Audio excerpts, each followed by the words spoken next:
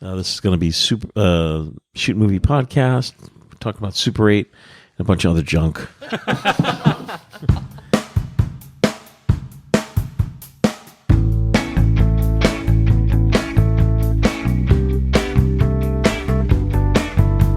Hey, folks.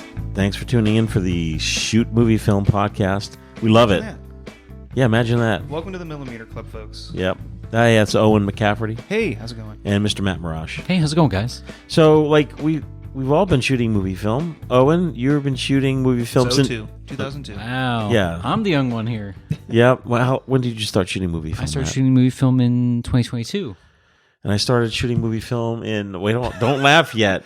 We need Twilight Zone music here. 1978.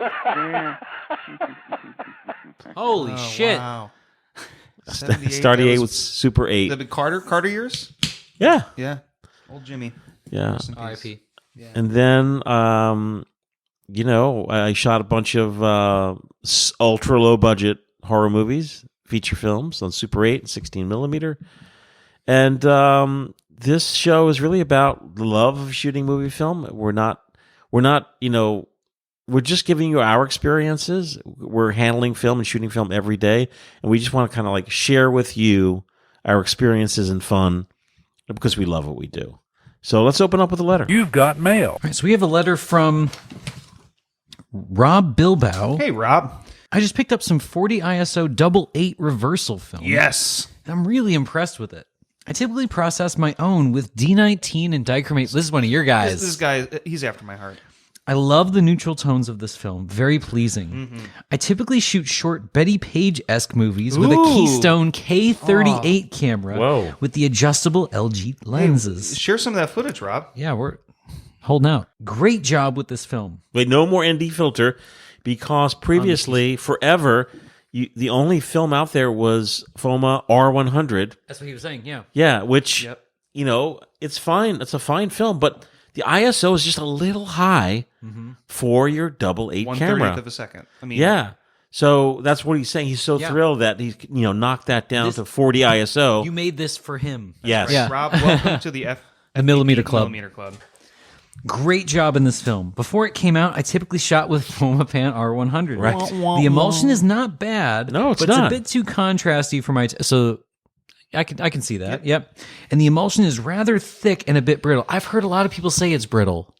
Is that just how it always has been? Or Yeah, no. You've been shooting it forever. Yeah, it's always been like that. He really likes the thinner base of the 40 ISO film. Thin but durable. It makes slitting it a lot easier. I hope this film sticks around for a long time, as I will definitely be buying a lot more. Thanks again. Rob. Don't worry, Rob. It's not going anywhere. So Rob at Second Light Photo. Great. It's a great emulsion. It's acetate film. Great price, too. Great price. And we're going to try to, keep it here at the filmphotographystore.com for as long as humanly possible. And you can probably push it up to about 50 and still get a good reversal image. Yeah. You don't have to shoot it at 40. You got a little room. And if I remember, D19, that's... High contrast. Okay, yeah. I'm thinking D23, that's the one that flattens everything Yeah, no, out. that's... Yeah. That's Other way different. around. All right, we'll think of it later. But we have a video on our YouTube channel where, Owen, you're develop. Yeah, I do a reverse... we have a blog. Reversal. No, and a video, yeah. Filmphotographyproject.com. If you search, develop your own movie film, there's a whole blog that Owen wrote. Talks about what you need, and there's a video there. And I'm glad to hear that, Rob, people... And understandably so, people get really nervous about potassium dichromate bleach because it is highly caustic and very toxic. But if it's handled safely, you can work with it, be perfectly fine.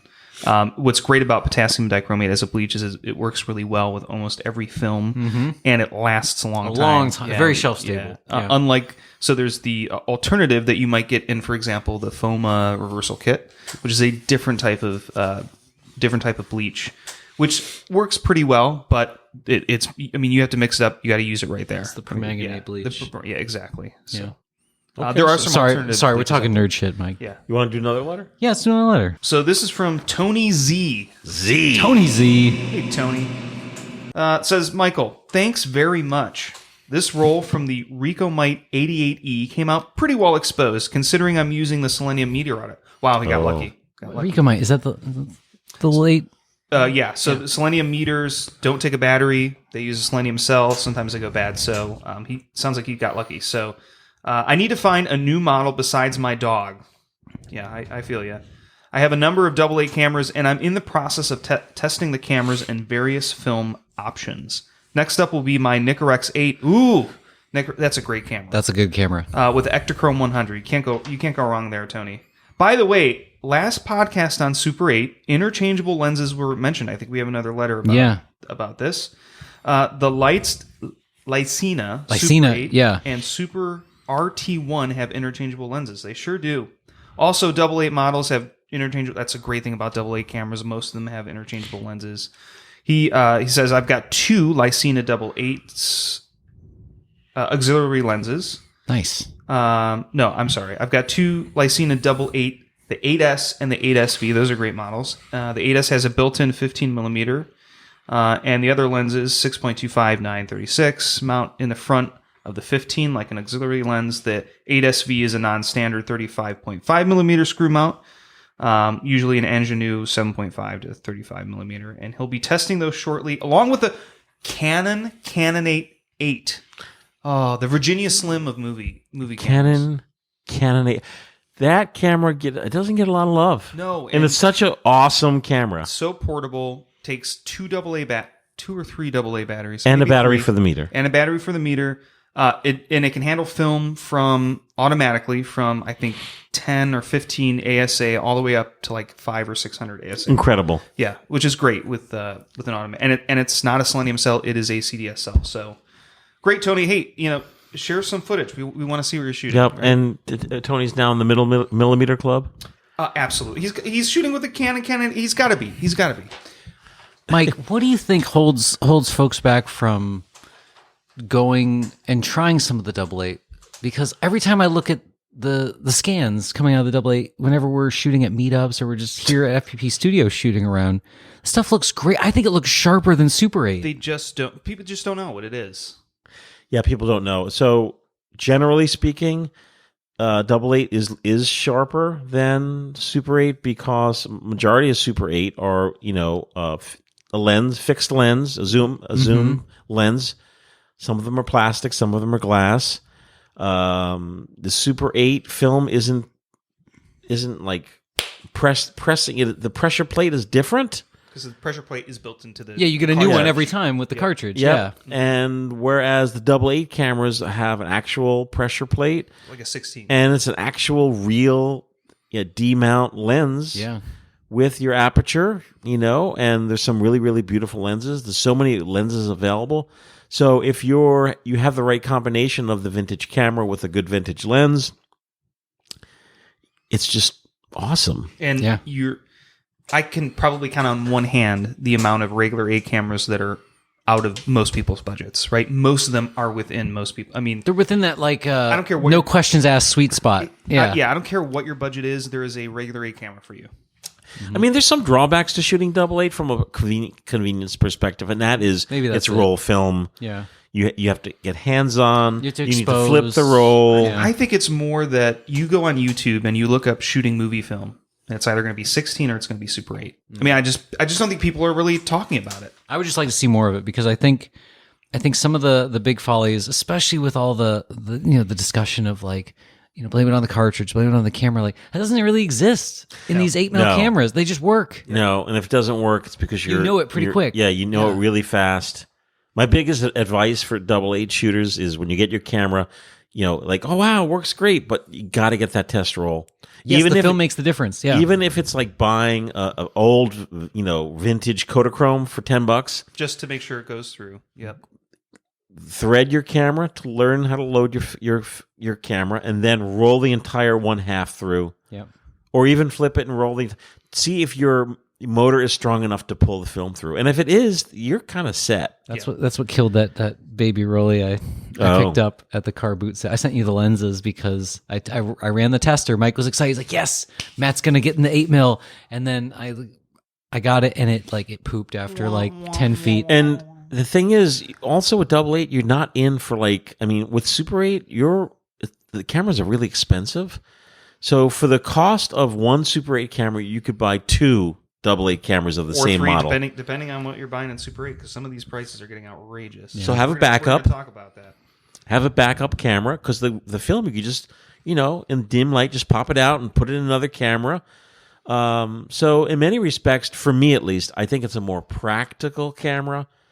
And the problems of like so many threads online about Super 8 shooters and jammed cartridges. Yes. And that's a whole nother story we're going to save for a different show. But so, What show? Yeah.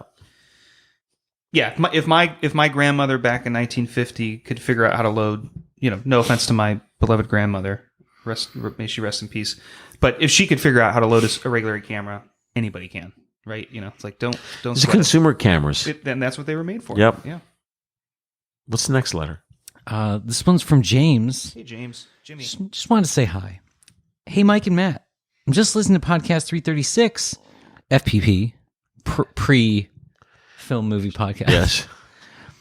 And have a couple of comments. First, you're trying to think of a Super 8 with a professional lens.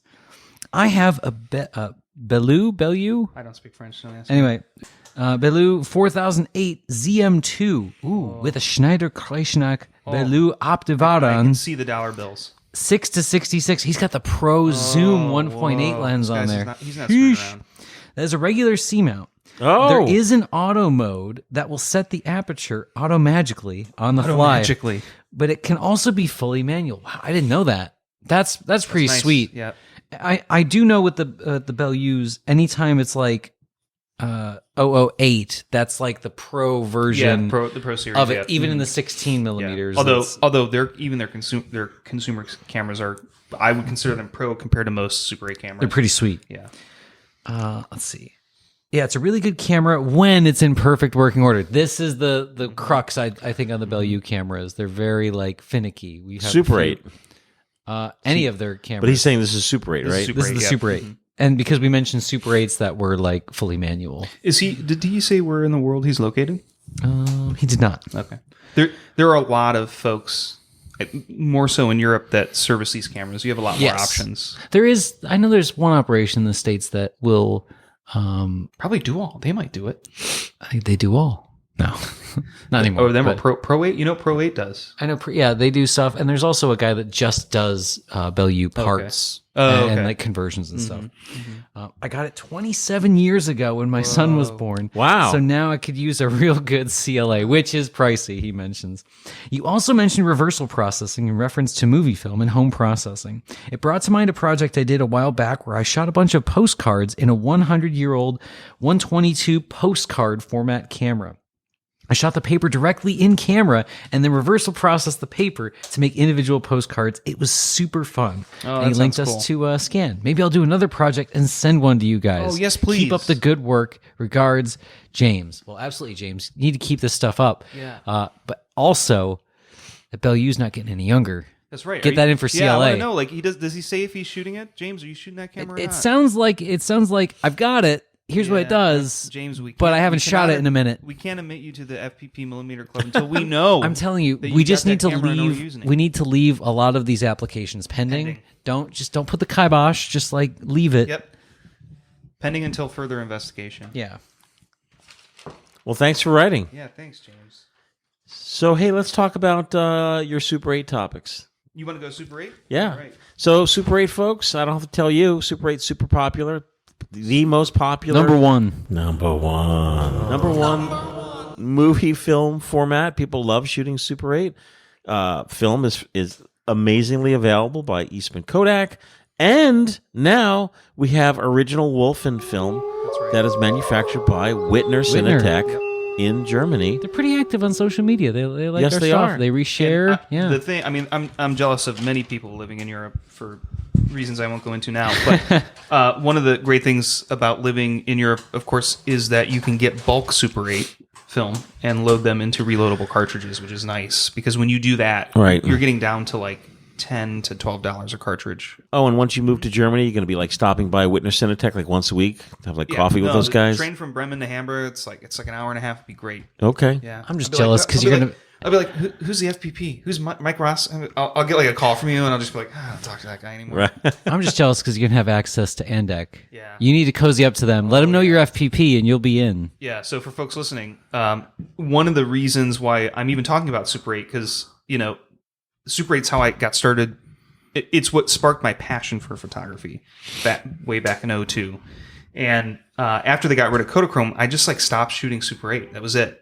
And I shot mostly regular 8 and 16 since, because it's expensive. Super 8 is expensive compared to 8mm and even compared to 16. It's getting close. So when you were shooting Kodachrome and that was discontinued, did you just transition into Ektachrome? Did you start shooting Ektachrome? No. When that happened in 2009, which if you listen to one of our previous episodes when we were with Trev, the Trev show, we were kind of talking about what you do when you're in a slump. Yes. So all of that, like 2009, Kodak discontinues Kodachrome, which I know it sounds ridiculous, but I was devastated. Like I was emotionally devastated. That happened, and then I really lost. I was in photography class at the time. I had a really bad imposter syndrome, decided I wasn't a good photographer, got rid of my entire portfolio. I threw it all out. God. That was it. I stopped. And then I started listening to the FPP, and then I started getting into regular 8. And even though Mike wanted nothing to do with movie film at the time, Just gotta work on them. yeah. Anyway, all of that to say that, since then, my goal has always been to try to find a way to do it affordably. It's why I process my own film, because I'm cheap when it comes to this stuff.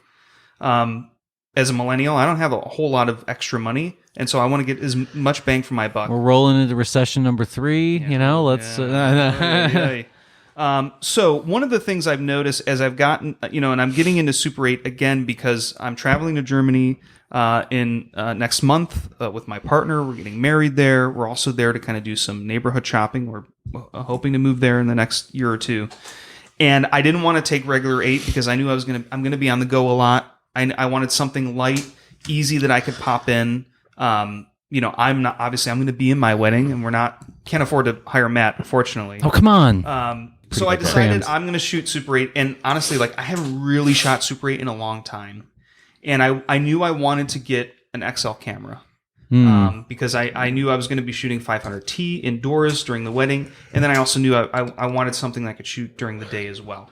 So you go on YouTube right now, and you look up Super 8, and everybody is shooting with the same 1 or 2 cameras. Canon, Nikon, Canon. Yes.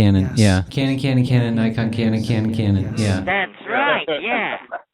It's either the Canon 310 XL or the 514 XL. Mm-hmm. Now, again, I started shooting in 2002 when these cameras, I kid you not, like people were throwing them out. I mean, you could get it for $5 thrift store, if that. So when I look on eBay right now, it's crazy. How much? $500? No, stop it. Yes. Yeah. Between 2 Super and 8. So a Canon 514 or yeah. 310. maximum price $200, right? No. When did this happen? Just the last couple of years. Oh, Yeah, you can have it's those crazy. nuts. You want my nuts? Which ones? You want the Yeah, smokehouse? Or you want the smokehouse. honey? Okay. Is it that crazy? It is crazy. Yeah, let me pull up live. Pull it up. So, by the way, they're great cameras. I don't want to discourage anybody from using them. They're very lightweight. They shoot. I mean, f1.0 or f1.9. So they're great for low light situations.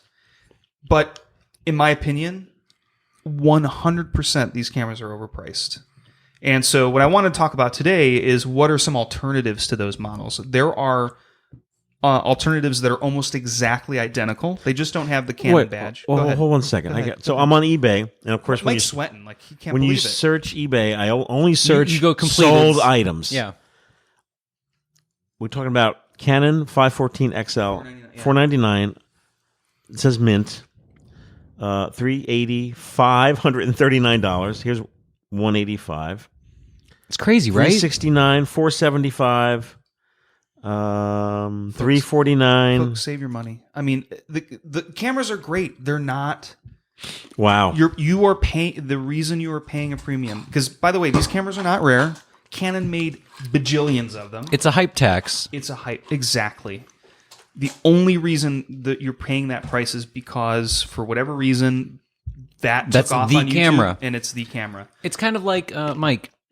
Why are certain point and shoots unknown, but then the Stylus Epic? Right. I don't know why. That's who's talking about it. It's a group of influential people get the camera. They have good results with it, or they train up to get good results with it. They share said results. There are so many people, and I saw this at the camera store all the time. A lot of people trying to jump onto something will see moderate success from their favorite creator, and they will translate. I have to have that. I have to camera have do this that. exact camera, not the skill, not the years, not the ambition, just that camera will translate to results. Right. And they don't care how they get it. They don't care about What the they're gonna condition, what they pay. crazy. They just want the camera. So, and these cameras are very lightweight. They're made out of plastic. There are a lot of advantages. Like I said, really fast lens. The fastest Super 8 lens at the time at 1.0 f1.0. They're very lightweight. They have some great features: a self timer. They have backlight correction. They've got a fade. They've got 9 frames per second, 18 frames per second, single frame. You have manual or automatic. So great camera. It takes 2 AA batteries. Which camera are you talking about now? I'm talking about the Canon 310 XL and the. Did you 514. own one? Yes, I used to own one. Okay, Yeah. it broke. I gave it away. Oh, Gave it away. Yeah, who's going to value this? I was like, well, it was a friend who wanted to start shooting Super 8, and he's like, I'll give you money for it. I'm like, no, just take it. right. It's $5. I probably paid $5 for it. So now that you're shooting Super 8 again, you can't even. You're saying I can't even afford to get one. No, absolutely not. No, You cannot. No. Why? And I know that model. There's no way that model is worth that money, in my humble opinion. So I said, okay, if I want to get a model similar, what's out there? And guess what? There are a crap ton of almost identical cameras that are way cheaper. So one of those, which I have here, You're going to give us some alternatives today, is the Bell & Howell T50 XL. Now, I will admit, this one is harder to find. Most people will see the T30, which I think, Mike, you have done a video on. I own a T30 and a T20. Right. It was actually a T10, believe it or not. Oh. So this was the highest end, the T50, but it has it is basically the same camera. It has every feature, and I am almost certain that this was made the same manufacturer who made this Bell & Howell. But it's a different body. It is, but every feature is exactly the same. Okay, but it's also looks smaller.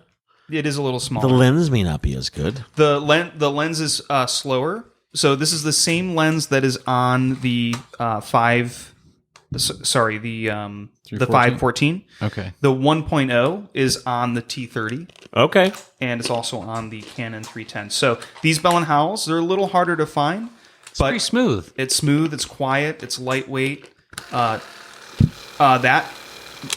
pay more than $100. I think I paid $70 for that, but I wouldn't pay more than $100. I feel like the lens is probably the weak point on this guy. I would agree. Otherwise, it's pretty decent. I think, Mike, the one that I dug out of my attic and I asked you about it was the T20 or something. It was bum. Yeah, the T20 is It was like a fixed corroded. lens. Yeah. Okay, yeah. And yeah, the lens felt better, but it was like not good. you cannot. I mean, look, I'm all for this camera, Yeah. especially for the price, but you can't compare that lens to the Canon glass.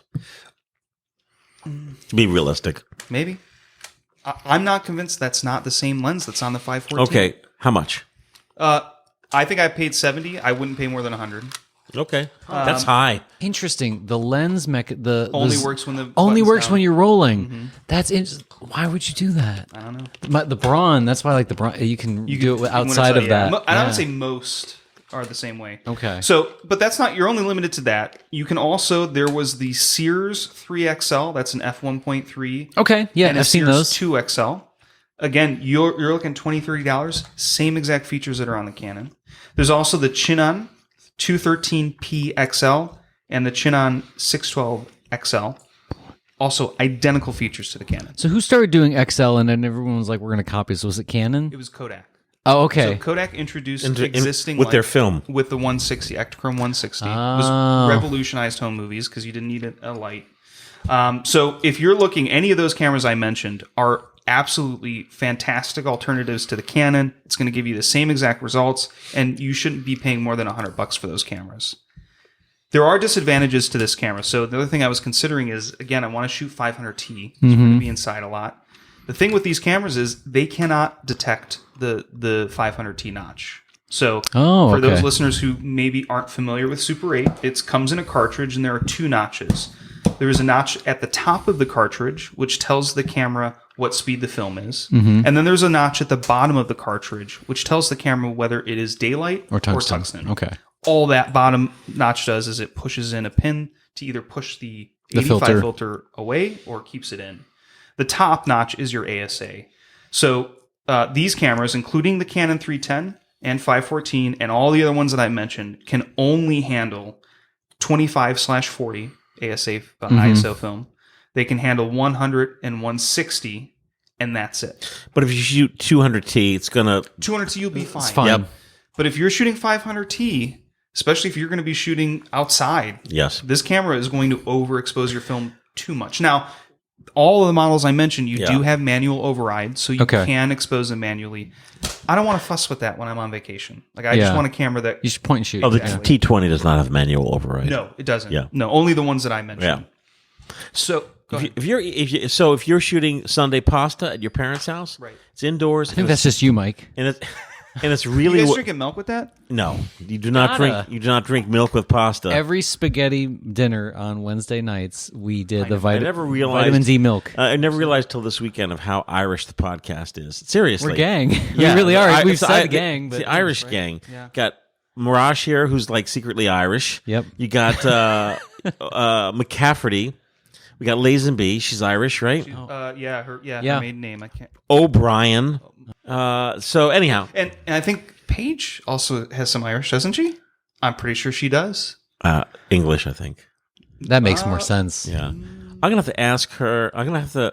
So anyway, we gotta clean up our Sunday acts. pasta. Sunday pasta. You have seltzer water, or you have Coca-Cola, or some wine. Oh, Chianti. I don't know. Okay. Sunday pasta. It's well lit. Parents' living room. My parents actually have like a lighting fixture. Lighting? No, it's a round, and there's these globes, and it's so friggin' bright. Is that like a sit down kitchen? Yeah. Right with it? I know exactly what you're talking about. Yep. So it's really, really well lit. So your XL that only goes to 160, you pop in 500T in that kind of control situation. It's great. Okay. Yeah, you'll be fine. Great. Because the camera is just, you're wide open. Correct. Yeah. Yeah. But, if you're going to, but you're still taking a risk, right? Less of a risk. If you go into the beach. Well, definitely. So in addition to this, because I'm going to bring this camera with me to Germany, it's so small. But I also wanted something that I could use indoors. In other words, I wanted a Super 8 camera that I know when I stick in that Vision 500T, it's going to read that cartridge and measure accordingly. I could tell you exactly why that other camera over there, the Sears, is $20 on eBay, because it is the ugliest wood panel monstrosity beef. Where's the beef? Like Matt, that's not an attractive camera. I disagree entirely. But no kid is going to want to be seen dead. I would argue that the Nikon has actually made the fat cameras palatable. That is a fat camera. Is it the R8, R10? Those have made those monsters have made that one palatable. But I don't want to interrupt. Please continue, because that's one of your recommended cameras. I love this camera. Okay. And so what is it? This is the Sears 157, which is made by Bell & Howell, by the way. Okay. So Bell & Howell made this camera. They stuck a Sears label on it. And stuck some wood paneling on it. And stuck wood paneling on it. If you don't like the wood paneling, Mike, the Bell & Howell version, which is the 2146 XL, doesn't have the wood grain. What is he that? thought of you? Does it have the soft, like the padding? Looks like it's just black. Okay. It's all black. Okay. This camera has a f1.2 lens. Ooh. 7 to 42 millimeter, which is for that. That's a good small zoom lens. range. A 6x, yeah. Yeah, and it has a macro lens too. It has macro capability. Accepts 25 all the way up to 400 ISO cartridge. Ooh. So when you slap in that 500T, it's going to meter exactly as you need it to meter. This has some beef, Mike. Oh, it's a big lens, and the lens is actually not terrible. No, it feels like it does feel like a Sears lens. Yeah. But it's Bell & Howell. Where's the beef? Bell & Howell made it. So if you don't like that model, by the way, there are a bunch of other models, all of which were made by Bell & Howell with different badges on them. So the Montgomery Ward 750, Montgomery Ward 751, the Montgomery Ward 753, the Sears 156, the Bell & Howell 2123, the Bell & Howell MicroStar Z, and the Bell & Howell Director Series XL2. What's that one called again? Sears That's what? the Sears 157.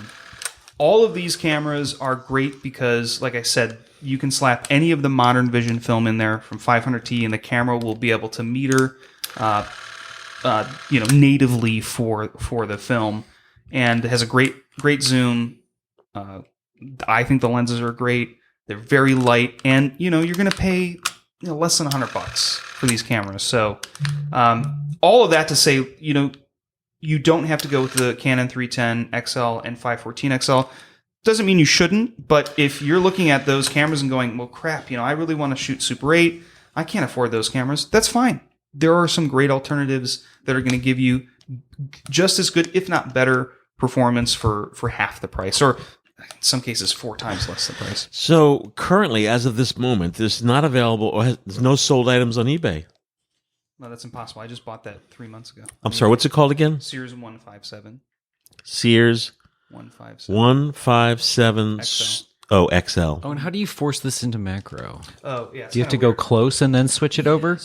Close. No, sorry, you go the other way, which is bizarre. Oh, it's not like the Canons. Okay. It's this way. No, it's this way. And then you pull this up and then push. Oh, Now okay. you're in Oh, macro. okay. So it's not Yeah. like a it's kinda clutch. weird. All right. Right. They're not. Okay, so they're as of this moment, which you can change at any moment. I mean, it's just not readily available. So the Bell & Howell alternative, which was the more popular, it's the same exact camera, Bell & Howell 2146 XL, which would be the mainstream. Pretty close. Yeah, On the macro. 2146. 2146. Oh, so it's literally Yep. just the pull up. That's Oh, it. It's not bad. But yeah, I mean, this camera is. Oh, and by the way, I didn't mention it has fade on it, so you can I fade. saw that. You can fade in and fade out. It's got slow mo. slow mo. It's got backlight or front light. Is that the correction. backlight Yeah, correction? it's backlight. Okay. It's got. It does have compensation. Single frame, or 18 frames per second, and it does have exposure compensation. It has a little slide to go from daylight to tungsten, and it has an indicator light, so you know in the viewfinder what you're doing. I also noticed not all Super 8s have this, but there's a little tab on the upper right-hand corner that literally shows you that the film is going through. Oh, that is super important. Which you can get. By the way, that is on every single camera that I mentioned on this list. Oh, that's that great. feature. Yeah. Because that's something that you don't want to be shooting and You want to know your film is rolling through your camera. That's an amazingly awesome feature. And Yes. it's hard to tell with Super 8 because it's a Yes. cartridge. It's much easier to hear or or tell in a roll film camera. yeah. So right now on eBay, the Bell and Howell version of that, $50. Mike's buying these up. No, I'm not actually. $50. But and I would say if you're looking at this and you're going, it's way too big, way too bulky. Look at the Bell & Howell MicroStar Z. It's a dumbed down version. I mean, you can find those for $20. So there you go. That's Super 8, folks. Okay, let me ask you a question Hey, now. you can ask anything you want, Mike. Now, how do you feel about the Minolta? Oh, your Those are- camera? Overpriced. The one with the kind of the open handle, No, fuck that. which is too bad because it's a great camera. I love and by the way, I love doing the in-camera fades, fade in and fade out. It looks so cool. It's fun. Yeah, it looks so cool. Okay, the 401 and the 601 XL. Let me see. I own Picture. 2 of these. I gave one to John Fideli. Super amazing. I love it. Yeah. So I'm telling that it's the same camera. No, it's it's It's different. the same exact features. Okay, It's fair the enough. same type of lens, same speed. These are way too expensive. Exactly. $229. It's ridiculous. Oh, that's a lot. The Minolta XL 400, Mm-hmm. $249, which I own. The XL 400 is an older camera, and you're shooting, and it just stops. The motor just stops, and then your motor won't start. I can only start the motor, and other people have emailed me with the same problem. I have to turn the camera upside down to start the motor. Then it works fine. Then I turn it. You got to keep it rolling and then. Yes, it's Oh. weird, right? It's some kind of yeah. internal. Yeah, it's got to be fixed. That's got to be fixable, I'm sure. Yeah. Man. Well, that's your report, Owen, on the Super 8? That's my report. Again, to summarize, you don't have to spend a lot of money to get the kind of features you're seeing from these more expensive cameras. Hey, Mike, I have a hot tip that I think Hot tip. could save. It's very specific, Save the world. but I want to save folks that are looking into 16 millimeter a little bit of money. Yeah. I've been testing Absolutely. out a brand new product, a brand new 16 millimeter product in the year of our Lord 2025. What's that? Oh, Crystal Sync Pluri Bloom. The Pluriboom Crystal Oh, Sync boom, motor. not bloom. Pluriboom. And is this just a made up word? I think so. It's his brand. Yeah. Oh, okay. So, FPP listener made up. Cameron up in the Pacific Northwest wrote in. He heard us yakking about motion picture film. Is he in the Millimeter Club? He is now. Absolutely. Absolutely, He's yeah. like our official engineer. Oh, yeah. This guy's a genius, Mike. For fun, he says, why hasn't anybody made these classic Reflex 16X cameras Yeah. Why not? Crystal Sync? Yeah. So, real quick, not too nerdy, history lesson. Reflex 16S started in the 50s. 16 millimeter camera. 16 millimeter electronic, but early electronics. This was at a time where you weren't guaranteed to have an oscillating quartz crystal in. What does that mean? You don't shoot it for sync sound. Correct. It's, So- it's a B-roll camera. It's a B-roll camera because it existed prior to that. So News, you go out shoot some news with it. and it was all B-roll, which is it doesn't have to sync up with anyone's voice or No. line up. You just drop the footage over. Footage in. Yeah. Newscasters talking out the 6 o'clock news. Yeah. You shot your B-roll footage, you send it to the lab, and then while he's talking, it's rolling over whatever happened. Yeah, the squirrel on jet skis. Yeah. Yeah.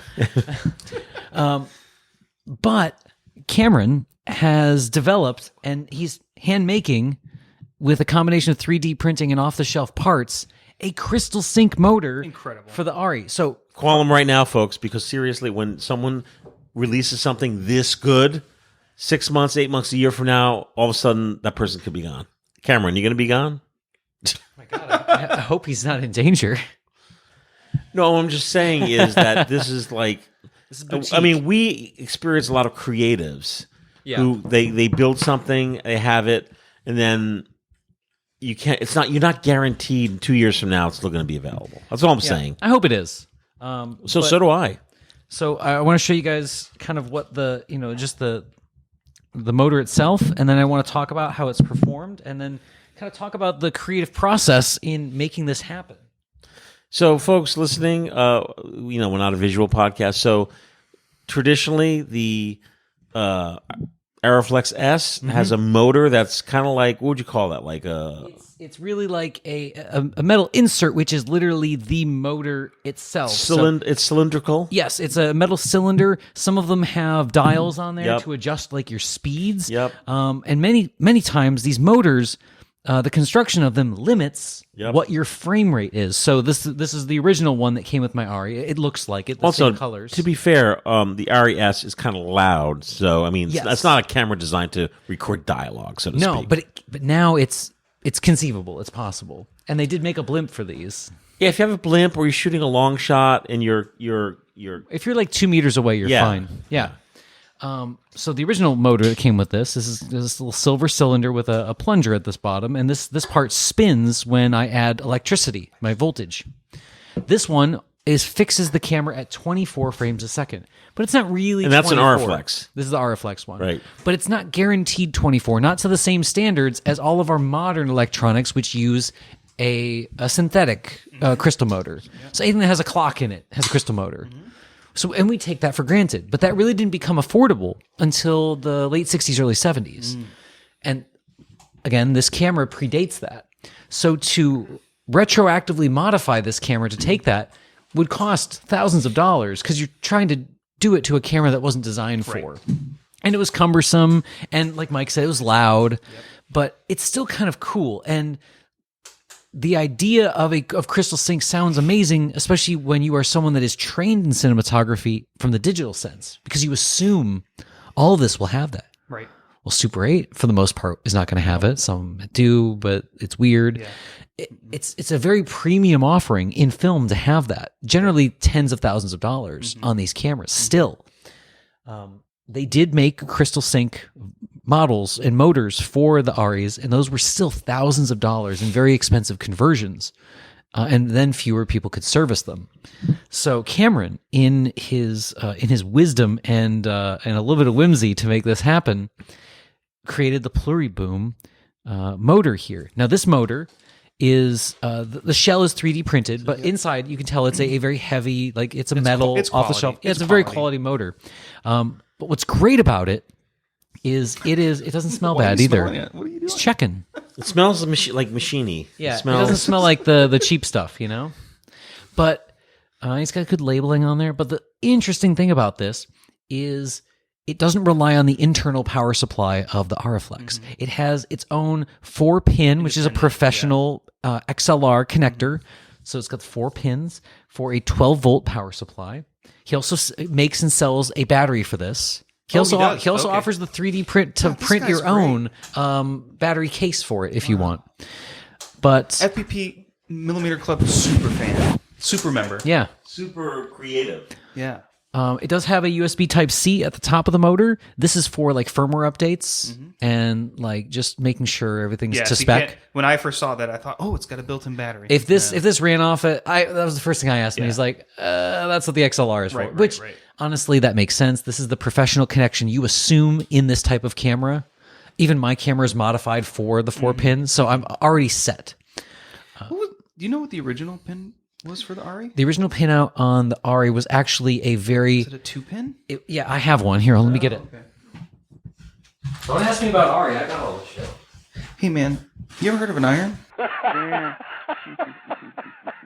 It's not a tux sweater. I was wearing a sweater over this, so no one saw. So this is Owen's going to get to see my handiwork. Definitely not Cameron's handiwork. This is a 3D printed original battery connector. It's a 2-pin, okay. So it's a very funky 2-pin. And this is literally stuff I got at the hardware store. Yeah. The banana plug adapters. Wow, it's interesting. So one is smaller than the other. One of the pins. Yes. And that regulates it for the... Originally, these were meant for 8 volts. Okay. But then, over time, they became modified for 12 volts. And then it has a barrel adapter for the other battery. It looks like the kind of plug that my grandmother had for her percolator. Fellas, don't drink that coffee. You'd never guess. There was a fish in the percolator. Probably was. It was. It does. Yeah, right? That's 3D printed? yeah. Yes. And you did this. I made that. Yeah. Oh. I didn't make the file. I nicked the file. Sure. But I assembled it. And Crazy.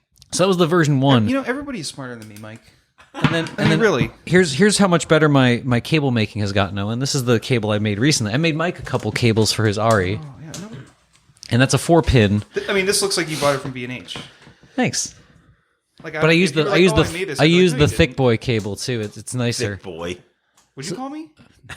Look, you are what you are. Yeah, call me Poof. Call me Thick Boy. I'm like, oh. But the reason I went with this cable is it can handle no short from a battery will travel through. You're not going it's to safe. catch It's fire or safe. anything. Yeah. But back to Cameron's. talking about? Yeah, back to Cameron's amazing work. We're talking about crystal This sync. this is a Pluri crystal Pluri Bloom. Pluriboom. Oh, That's- boom. It's heavy duty. I mean, like if somebody was like trying to mug you, you could definitely hit them over the head. You could do with some that. damage. Yeah. The one thing I will say, it does have a 3D printed shell. It is machined tight together with these fasteners.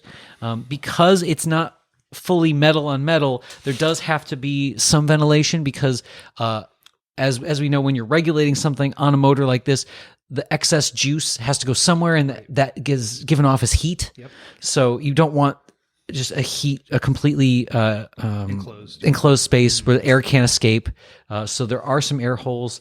This did get a little soppy And it was fine. during our FPP Bowling Green walk. Oh, it got wet. It got wet. Is this Fine. porous material? It's not. No, but Okay. it'll But get there through are- those holes. But yeah. you know, again, the heat that's in there will probably dissipate if we're talking about a fine mist Yeah. of a light rain. Cameron sent this for me to test. I'm testing it. We're going to see how That's IP right. rated it is. Absolutely. I'm not going to dunk it in water. I'm not going to fall in a city pond. But interesting things on this motor. Again, he has 2 switches. One's the on-off, nice little rocker switch. This is actually what runs the camera. So any of the controls on the camera, Won't work this if is an that's off. override. Yes. So you can leave this on and then All your other it'll just functions work. spin. So it's actually not putting power into the camera. So this is just the motor. Okay, got it. So there are some complications that we're still kind of working out. I am, a tester for this, but it works very well. 24 frames a second. It's been tested. Cameron actually has some YouTube videos and some Instagram reels. And he's able to do dialogue, sync showing dialogue? he's clap syncing, okay. and it's a full 100 Where's foot this load footage? on YouTube and Oh, on really? Instagram. Yes. Oh. So we can link that. Can I get it on Flickr? No. But he actually has a video at 24 frames a second, and he has And another one 48. at 48. That's so impressive. And- What is he on IG? What's it called? Pluriboom. Pluri. Pluriboom. Boom. Yeah. Boom. Bloom. Peri Bloom. Boom. Bloom. Like Mike Boom. No, is there a space? Pluri. I. Boom. BOOM. One word? Yep. BOOM. Like Boom Boom Turner. Nothing. Sure, it's on. Maybe he's not on IG. Maybe he's on No, he Flashes. was on IG. Maybe he scrubbed it. Pluri Boom Crystal Sync for Ari. There it is. That's the video. It's fully synced. That's the guy. Oh, some bitch. Don't have that on Flashes. I want to see when the last time he posted. That was it. 3 months ago. You sure he's not just gone? I hope not. That would suck. I would hate to hype this up and then, And then it's no like one nobody buy can get it. The store's still up. So you can buy it right now. Yes, that's what I'm the crescendo. Okay, so Pluri Boom Crystal Sync motor Yes. for the Ariflex 16S. It's on YouTube, so you can contact Pluri Boom. Okay. Now, does he make stuff for other Ariflexes or other cameras? Just the ones he's interested in. which Okay. is well, I mean, that's honestly, we have a lot of engineering minded friends of FPP, and they're all kind of the same in that regard. Where if you can't get them excited about it, They're not going to do it because Yep. they do that for work. Yeah. Yep. So these are fun projects, Right. Okay. But the really cool thing, and the reason I'm so excited about this is Mike knows I wanted to get a Crystal Sync camera, and he said, "Don't worry about that. Don't worry about Super 16, all the buzzwords." Because I watched YouTube, Right. and You shoot dialogue. Don't worry, and post. Like, what are you going to be shooting? Like a monologue? No. Yeah. Maybe you shoot something with a few lines. Like, don't worry It's about it. You'll easy. be able to sync Right. it up. you can fudge it very easily. Yes. Yeah. And I've gotten used to that even with the weddings, But I still wanted Crystal Sync. Now, for weddings, are you putting wireless on the couple so that you capture their vows? I do have vows, yeah. So that those are in the Oh, they are in the final video? yeah. Okay. But syncing it up is like nominal because most of the time you have back shots. You have all sorts of Yeah, like you're interesting not angles. on their faces the whole time. No, that's boring. Will you shoot, after the actual vows at a Yes. wedding, will you shoot like B-roll of crowd just so you have something to cut to? Oh yeah, I have some reaction. Yeah. Okay. So I had some reactions throwing the thing. Yeah. You always want to get good coverage on that. It's tough, one man, and you're just like I was watching that the footage gauge because that's tough on hundreds. Oh, I definitely yeah. want to be 400 from here on out, Yeah. just because then I only have to Smart. change twice. Right. But back to this Crystal Sync motor, the thing I'm so excited about is 24, it's 48, it's Crystal. So I can sync it with dialogue, but I want to shoot it with a music video. And that's where it's really important. So you have all those different cuts, but they're cuts in different scenes that are synchronizing exactly to that music. Right. Having an electronic motor camera is kind of the only way. And then it has to be Crystal Sync from there. This is a louder camera, but for something that is not that recorded loud. silent like music It's is not that fine. loud. Well, here, let me roll it so you guys can hear it because I can power this independent of the camera. Does the Pluri-Boom sound any different than your Ariflex motor? Oh, Yes, it's actually quieter. Yeah, it's not that loud. This is quieter than my bass motor. Now at 48, it really screams. 48's pretty. who the heck's going to shoot 48? Exactly. Great question, Mike. I don't know because 48 is honestly now it's a minute 15 of footage. Yeah, plus it's a vintage camera. You just don't want to work your camera that hard. You don't, especially you don't want to this is fine because it's outside of the camera, folks. But normally you do not want to push your camera to its speed limits unless it is a high speed modified camera. Right. Right. I mean, look, folks, the year's not 1988 and you're shooting like, a liquor commercial where you have to have Miss Brazil come out of the pool in slow motion. Oh my God. I What shot have you that. shot? Yeah. Yeah. So yeah, I was working at Comcast in 1988. Even video, like there's no slow motion. We didn't have those decks. Yeah. So it's like It's a lot. He's like, this is what the client wants. Blah blah blah. He has Miss Brazil. She's gonna get out of a pool. I want it to be in like slow motion. He's like, can you shoot this like on film and do that? I'm like, yeah, okay, great, let's do it. It did. Nice. Bolex 48 Crank frame, it, yeah. crank it, and came out terrific. Nice. But now it's 2025. There's a lot of And like easier ways. like back then you're like there was no choices. Yes. So I don't know, you tell me from a technical perspective. I shoot if I shoot 24 frames per second and I'm editing this in Final Cut or whatever. Yeah. I mean, I just do it on my desktop. I just slow down the shot. Am Yes. I losing anything really? Technically, yes, but like eyes for quality have changed with the times, and it's getting harder and harder to tell. The tools are getting better, and we're getting lazier. That's just what it is. Yeah. So it is harder and harder to tell. I would say, folks, stick with 24. But Mike, here's what I'm so freaking excited about. If I go and buy any stinking motor, new, used, untested, whatever, for this Ariflex, they're at least $300 to $500 Crazy. each. I just mentioned old Crystal Sync motors for this camera could be as much as $4,000 or $5,000. How much do you think the Pluriboom is? How much? $495. 500. And you're saying for the equivalent vintage, That you don't even know works well. how much? $5,000. Stop it. That's ridiculous. This is 1/10 the price, and it's made new in the USA. Crazy. And what is your gut feeling on like how long this will last compared to that vintage one? See that now? That's the thing. That's why I'm testing. Yeah. Right. I Because put it. of I put it through winter. And Yeah. vintage, Did you? That's not metal, right? Is that This ceramic? could or what is wear. it? It's not ceramic. I can't It's figure like what that a. is. It's almost like a It's that high density 3D plastic. So it's got metal in it. It's like it's got, It has a bearing in it. Yeah, Did you bring that to Germany with you? I did not. Okay. Didn't have it have it so yet. this is how new it is. Okay. Cameron reached out to us late last year, so I apologize, Cameron. This is actually an expedited version because normally it takes us 2 years to go through anything. Right. But Mike said, "Hey Matt, could you like take a look at this?" And I flipped out, Oh, this was sent to the FPP, and I flipped Yeah, it to and you. I'm like, yes. I don't know what this is. and I'm like, "Mike, this is the real deal," because he sent me the video. well, I didn't have the camera. I knew Matt had the camera. Yeah, and Cameron, I really want to say like this is amazing that you're offering this.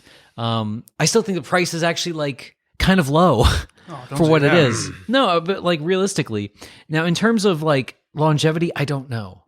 There's a lot of unknowns. Wait a So minute. you're paying a tenth. I was going of to what- say, at that price, you use it till it quits, and then you got your know money's what? worth. Yes, absolutely. And this would actually make it enticing to someone that was almost ready to spend $2,000, $3,000, $4,000 on a camera that's another maybe. Yeah.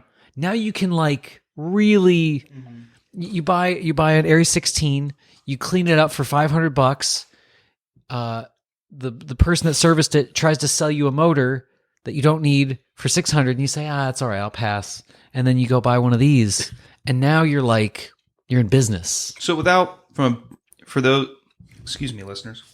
Time to wake this show up. For those who are interested in doing this as a business like you are, without revealing what you charge, how many gigs, like the wedding that you did in Germany, Oh yeah. would it take to pay off the current setup that you have? As Not it these is. extra motors, but Not the two gigabytes, bodies. gigs as in your job gig. Yeah. So I have a rule for that. Just in general, from talking with other commercial shooters and everything, you should be paying off your gear every gig. every gig. Okay. The only time you're not doing that is when you're doing commercial, because commercial is very niche. Yeah.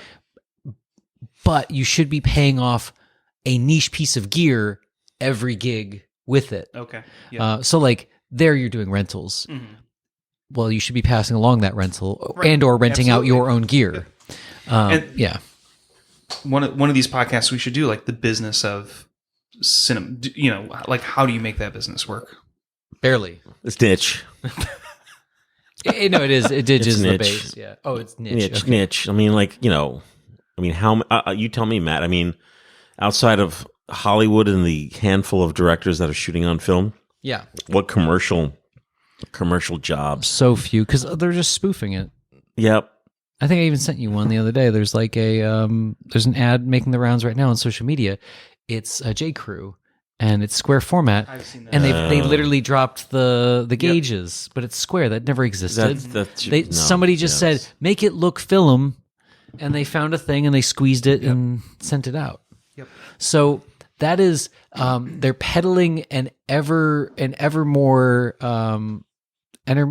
shallow aesthetic, only for the sake of saying they could do the aesthetic. It's interesting that commercial jobs shot on 16 millimeter are weddings. Yeah. You know what I mean? It is weird. That customer is going to go for it because they have an open mind for the creative. Like, oh yeah, we want that, and they'll pay for it. It is. It's Whereas interesting. like whatever a corporate entity, whoever it might gobs be, of money, by the way, usually. Yes, that's another thing. I got started in commercial just at the tail end of like real budgets, so I know what they used to be. Someone's still getting paid. It's just not happening downstream. Exactly. Yeah. Like, so charge what your heart feels. If you're going to a corporate job, like you should be charging way more than what you and then you can negotiate down. If you don't feel uncomfortable asking for those prices, like you are not asking for the right amount. On the high end, not the low end. Right. Don't work for free, folks. but there have to be outliers there of corporate gigs or commercials being shot on film. Maybe we just don't know about. There absolutely are. There's still people doing it, and they're very niche. But I think the music community and always working with other creatives, because that's who your base Also is really mixed going to media. be. Mixed media. Yes. Yeah. I had a friend who worked at Spotify. I think you know that friend. They did work on film. Spotify did. So it's so does Netflix. Not just for their studio work, but even for some of their. So like it does exist. But this, as you know, what's really encouraging to me is here we are. Someone is taking time and their brilliance to make something for a product that hasn't been made new in over 50 years. Since the Johnson administration. Yeah, This is very unique. It's very unique. The fact that this even exists. there's is like only amazing. 20,000 of those cameras out there. Most of them still work or are serviceable. That's the other thing that I love about this. Right. And now you have an affordable thing that actually upgrades the capability of the camera. Does a company like Do-All know this exists? I think they would flip out. I don't think Jeff and the guys know that this They do exists. They should. No, they don't listen to the podcast. No. Oh, then they're not in the millimeter. They only listen if they only listen when I call to ask if my camera's ready. They do great work, by the way. Do all camera. Yeah. Absolutely. They Yeah. stopped. Thank God They they're took their around. price lists down, which really? lets me know there's probably going to be some increases, which is fine. They do really great work. They are the ones who converted my camera initially, and I'm not going to use this solely. Like this isn't going to be like the only thing I use because, like you guys know now, like I'm a little bit anal when it comes to this camera because there's so many things moving. Right. That's also things that can be breaking. What did Do-All camera, like when you say they converted your camera, what do they do? So they did the 4-pin XLR conversion. So power. They sealed that weird plug, the grandma plug. Yep. The percolator plug. Yeah, the percolator plug, and then grandma plug, and then they added in the 4-pin, and they changed the required voltage to 12 volt, so it can take 12 volt because you instead said of it was 8 8 volt. volt, right? Yeah. So before I was taking, but I had like a variable battery power supply. Oh, okay, so you to could dial use in it. what you needed. But the problem was that variable power supply didn't deliver enough startup amperage. Think of it like cold cranking amps. Yep. It has to get going, and it needs more juice to do then it the needs- first yeah, crank, yeah, and then yeah, it yeah. needs very little. And that's one interesting thing about these older cameras. And it's actually something that Mike was concerned about when I tested one of my batteries on his RESR. Oh. That's a more modern one that does not need as much of the forward voltage Starting, yep. to get going, but worked just great because this has a BMS and it didn't freak his camera out. So I have IBS, but it's different. it's very different. Yeah, I don't know what he's talking about. that's all right. But folks, if you have an RFlex camera, or maybe you're like, oh, it's a nice camera, but there's too many variables to it. Like, I think this has potential to give life to thousands of marooned RE16s. And it's a worthwhile investment because, like you said, that camera. I mean, that camera's going to outlive you. It's going to outlive Absolutely. all of us. So it's worth investing in it. You're not wasting your money. I don't think so. This thing, I was really like, I was worried the first year I had this because I'm like, what am I going to do with this? And between just making one YouTube video about it and a couple other things, it's gotten me wedding gigs. Yeah. It's really turned into something special, and it kind of now holds the same place as my first Hasselblad and my Polaroid camera. Like it's irreplaceable. Yeah. Yep. So thanks for hearing me out, guys. Okay. And Cameron, thank you so much for making this pluriboom. Welcome to the Millionaire Club. Yeah, you are our engineer. That's right. Yeah. Listen, we're going to talk to you about disc foam later. Oh, boy. Not happening. Okay, so folks, thanks for listening. Podcast at filmphotographyproject.com. That's our email address. You can leave a comment if this is on YouTube. Hey, was this episode helpful to you? Is there something you want to talk about? Something we should be talking about? Are you thinking about shooting movie film? Are you stuck somewhere? Hey, man, we could try to help. We're like on the ground, man. You know what I mean? It's like we're just like on the ground. You know what I mean? Just getting stuff done, doing stuff, Throwing fits, not making any. We're not like exclaiming to be this, that, or the other thing. We're just getting stuff done, man. What did you say about us? We're just the Irish kids. Yeah, Irish kids like drinking milk on a curb. Oh my god, my dad's gonna be like, so what's with your buddy Mike? Why does he hate Irish people? No, I don't hate Irish. I grew up Catholic, went to Catholic school, and there's two types of kids at Catholic school in 1978: the Irish kids and the Italian This kids. is a George Carlin bit. Well, it sounds like it. I was an Italian kid where my mother would be like, well, you don't drink milk with spaghetti. Do it in her New Jersey voice. She would say, our friends, the Ozers, who were Irish German. That sounded like a slur. Yeah. we went out with them, and like all the kids, kids the same age as my brother and I, and like they're all friggin' drinking milk with spaghetti dinner. Yeah. Your mom says what? Oh my God, that's what the Irish do. It's true though. Vitamin D milk was water in the household. Like water is because once it became plentiful for generations down, you're like, yeah, you're drinking this. If you've never heard it, and regardless of if you like Lewis Black as a comedian or not, he does a great bit about bottled water, and it ties in because he talks about how, like, when I was a kid, and I'm sure it was the same with you, maybe not you because I guess you guys didn't drink milk, but like 2 glasses of milk a day at least. Easy. Nothing about water. 2 glasses of milk a day. I'm sorry, did you read the food pyramid? Right, yeah, that's I'm right. convinced that growing up as a child, that all the children, every kid at Sacred Heart School was completely dehydrated. I'm serious. Like the nuns would march us out to the hallway at recess. Oh, you had timed. Yeah, and it's like in line. There was no. Excuse me, sister. Can I go to the? Can I? No, go to the it was water just fountain? like, and it was just like screaming at us. Just wet your whistle. Just wet, like as kids would line up. Just wet your whistle. Just wet, like. Yeah, you think Jesus on the cross had water? That would have been Sister We're Mary. like a generation of dehydrated people. Explains a lot. It does. Yeah. All right, folks. That's the end of show rant. What can I say? That's great. Hanging around for the summer, waiting for light to return to the skies. These early nights, such a bummer. Waiting for life to return to my eyes. Maybe I'll go, maybe I'll stay, maybe I'll.